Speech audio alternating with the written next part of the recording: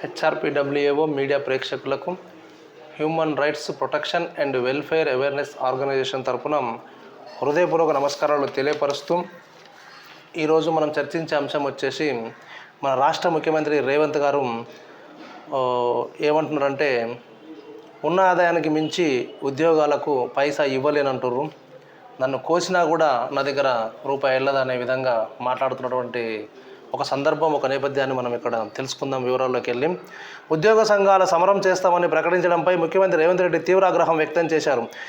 ఎవరిపై ఎందుకు సమరం చేస్తారని ప్రశ్నించారు. రాష్ట్ర ఆర్థిక పరిస్థితిని గాడిన పెట్టే బాధ్యత ఉద్యోగులకు లేదా అని ప్రశ్నించారు. ఓకే, రాష్ట్ర ముఖ్యమంత్రి రేవంత్ గారు, మీరు ఆగ్రహం వ్యక్తం చేయడంలో కరెక్టా కాదా అనేది అది మీ అంతరాత్మను మీరే అడగాలి. మీరు ఈ రాష్ట్రానికి వెన్నెముక లాంటి వారు, ఈ రాష్ట్ర ప్రజలకు తండ్రి లాంటి వారు.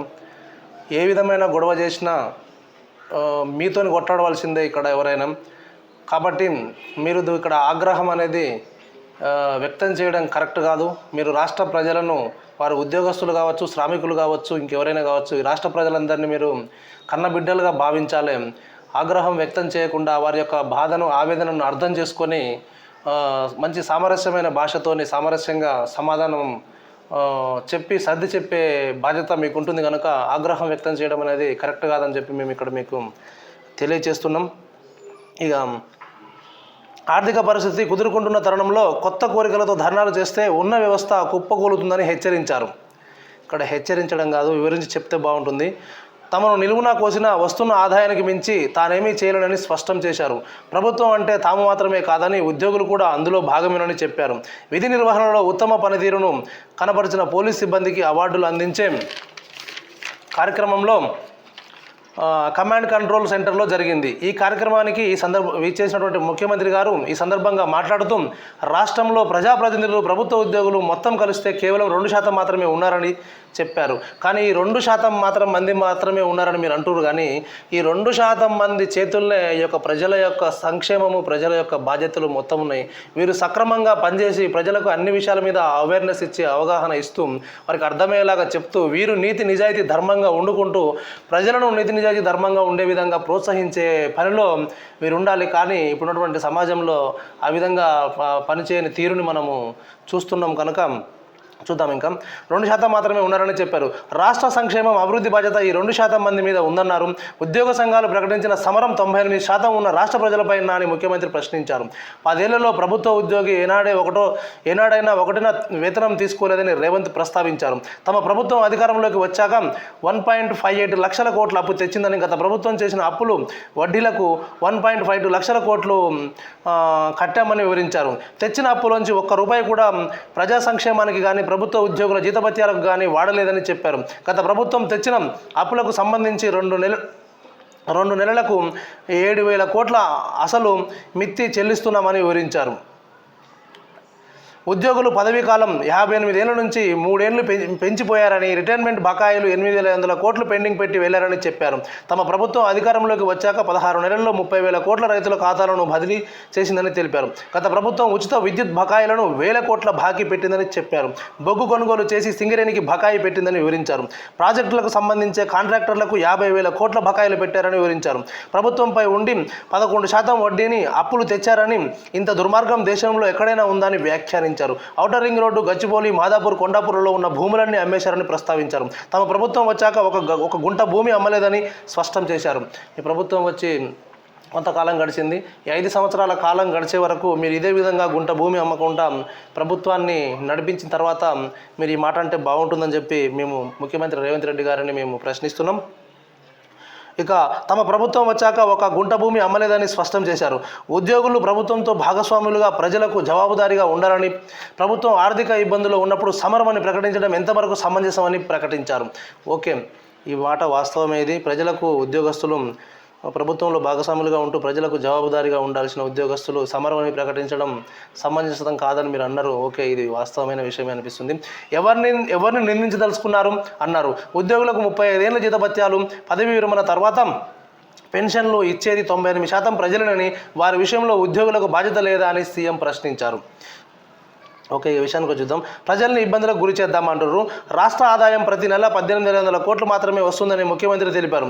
రాష్ట్ర కనీస అవసరాలు తీర్చేందుకు 22,500 కోట్లు అవసరమని వివరించారు.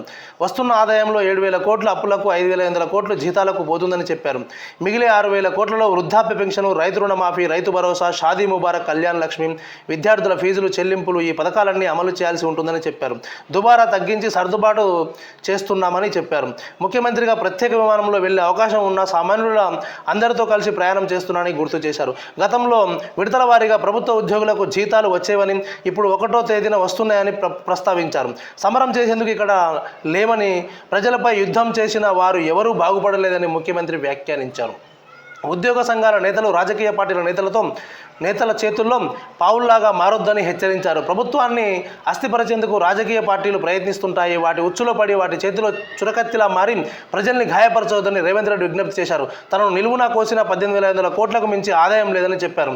నన్ను కోసుకొని తింటారా అని ఉద్యోగ సంఘాల నాయకుల్ని ప్రశ్నించారు. ఉచిత కరెంటు, వృద్ధాప్య పెన్షన్ ఏది ఆపాలో చెప్పాలని నిలదీశారు. ఉద్యోగులు డిసైడ్ చేస్తే బహిరంగ సమావేశం ఏర్పాటు చేసి ప్రజలకు వివరించి ఆ పథకాలు నిలిపేద్దామని వ్యాఖ్యానించారు. పథకాలు ఆపలేమనుకుంటే నిత్యావసరాల ధరలు అడ్డగోలుగా పెంచుదామా, 100 ఉన్న పెట్రోలు 200 చేద్దామా, 30కి ఇచ్చే బియ్యం 60కి ఇద్దామా, పప్పు, ఉప్పు, చింతపండు, బెల్లం ధరలు 2 చేద్దామా అని ఉద్యోగ సంఘాల నాయకులు నిలదీశారు. ధరలు పెంచకుండా ఉన్న పథకాన్ని ఆపకుండా కొత్త కోరికలు నెరవేరని స్పష్టం చేశారు. కొత్త కోరికతో ఉద్యమిస్తే వ్యవస్థ కూలిపోతుందని, రాష్ట్రం దివాలా తీస్తుందని, పెట్టుబడులు ఆగిపోతాయని, ఉద్యోగాలు రావని హెచ్చరించారు. ఉద్యోగులను ఒక మాట అనుభవమని, అంతా ప్రజలకు వివరిస్తామని చెప్పారు. ఓకే, మన రాష్ట్ర ముఖ్యమంత్రి రేవంత్ రెడ్డి గారు మీరు అన్నటువంటి మాటలు కొంతమేరకు సమంజసంగానే ఉన్నాయి. కానీ మరి గత ప్రభుత్వం యొక్క పరిస్థితి, మరి మీరు ఈ యొక్క ముఖ్యమంత్రి పదవిని స్వీకరించక ముందుకు, ఎలక్షన్లకు ముందు మీకు ఆ గత ప్రభుత్వంలో ఉన్నటువంటి అప్పులు, ఆ విధానాలు ఇవన్నీ తెలిసే ఉంటాయి మీకు. అన్నీ తెలిసి కూడా మరి మీరు ఇన్ని ఉచితాలు ఇస్తా అని చెప్పి ఇన్ని హామీలు దేని కొరకు ఇచ్చిర్రు? అంటే అధికారం కొరకే మీరు హామీలు ఇచ్చిర్రా అని మరి ఇక్కడ మేము ప్రశ్నిస్తున్నాం మిమ్మల్ని. మీరు దీన్ని అన్యతగా భావించొద్దు. కానీ ఇక్కడ గమనించాల్సిన అంశం ఏంటంటే, దయచేసి మీరు ఈ ఉచితాలను బంద్ చేసి, ఈ ఉచితాలు అర్హులైన వారికి, కానీ ఉచితాలు కూడా అర్హులైన వారికి ఆ ఉచితాలు అందేలాగా కొత్తగా ఒక కార్యాచరణను ప్రారంభించి ఈ యొక్క ప్రభుత్వ నిధుల్ని కాపాడి అందరికీ సమన్యాయం జరిగే విధంగా మీరు మీ వంతు ప్రయత్నం చేస్తే బాగుంటుందని చెప్పి మేము మీకు మా యొక్క human rights protection and welfare awareness organisation తరపున సవినయంగా మిమ్మల్ని మేము కోరుకుంటున్నాం. ఎందుకంటే అధికారంలోకి రాకముందుకు అన్ని పరిస్థితులు మన రాష్ట్రం యొక్క పరిస్థితులు తెలిసి కూడా ఇన్ని రకాల హామీలు ఇవ్వడం అనేది ఎంతవరకు సమంజసము, ఆ ఇచ్చిన హామీలు ఉచితాలు ఇవ్వడం అనేది ఇంకెంతవరకు సమంజసము, ఆ ఉచితాలు కూడా అర్హులైన వారికే అందాలి. కానీ ప్రతి ఒక్కరూ ఆ ఉచితాలను పొందుతున్నటువంటి సందర్భాన్ని మనము చూస్తున్నాం రాష్ట్రంలో.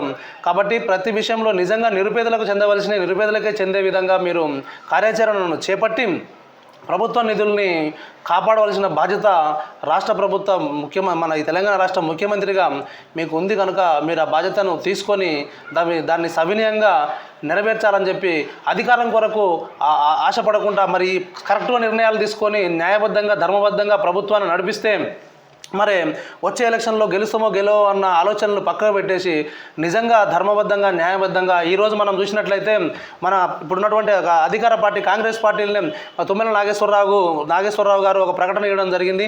వారు ఏమంటున్నారంటే ఉచితాలు బంద్ చేయాలని చెప్పి వారు కూడా చెప్తున్నారు. వారు చాలా మంచి మాట చెప్పినారు. ఇప్పుడు వారు అంటున్నారు, ఏమంటున్నారంటే గతంలో 3 రూపాయల కిలో ఉన్న బియ్యాన్ని 2 రూపాయల కిలో ఇస్తేనే ఎన్టీ రామారావుని దేవుడు అన్నారు. మరి ఇప్పుడు 60 రూపాయల కిలో ఉన్న బియ్యాన్ని ఉచితంగా ఇస్తున్నాము. మరి ఈ ఉచితాలు ఈ విధంగా ఇస్తే ప్రభుత్వ నిధులు చాలా ఇబ్బందుల పాలవుతుంది, ప్రభుత్వ నిధి తగ్గిపోవడం వల్ల ప్రభుత్వం చాలా ఇబ్బందుల పాలవుతుందని చెప్పి మరి మన కాంగ్రెస్ ప్రభుత్వంలోనే కాంగ్రెస్ ప్రతినిధి అధికార ప్రతినిధి ఎవరు మన తుమ్మల నాగేశ్వరరావు గారు, మినిస్టర్ గారు చెప్పడం జరిగింది. మరి కాబట్టి మీరు ఈ విషయాన్ని దృష్టిలో ఉంచుకొని మీరు ఒకసారి ఆలోచించి నిజంగా అర్హులైన వారికి రేషన్ బియ్యం అందేలాగా అర్హులైన వారికే పెన్షన్లు అందేలాగా, అర్హులైన వారికే ఇందిరమ్మ ఇండ్లు అందేలాగా, మన రాష్ట్ర ప్రభుత్వం ఇచ్చే ప్రతి పథకం కూడా అర్హులైన వారికి అందేలాగా మీరు పటిష్టమైన చర్యలు తీసుకుంటే కనుక ప్రభుత్వ నిధుల్ని చాలా వాటిని కాపాడి చాలామంది ప్రజలకు మీరు న్యాయం చేసిన వారు అవుతారు కనుక ఆ దిశలో మీ యొక్క అధికారం చలాయించాలని చెప్పేసి మేము human rights protection and welfare awareness organisation తరఫున సవినయంగా మేము కోరుకుంటున్నాం. థ్యాంక్ యూ, ధన్యవాదాలు.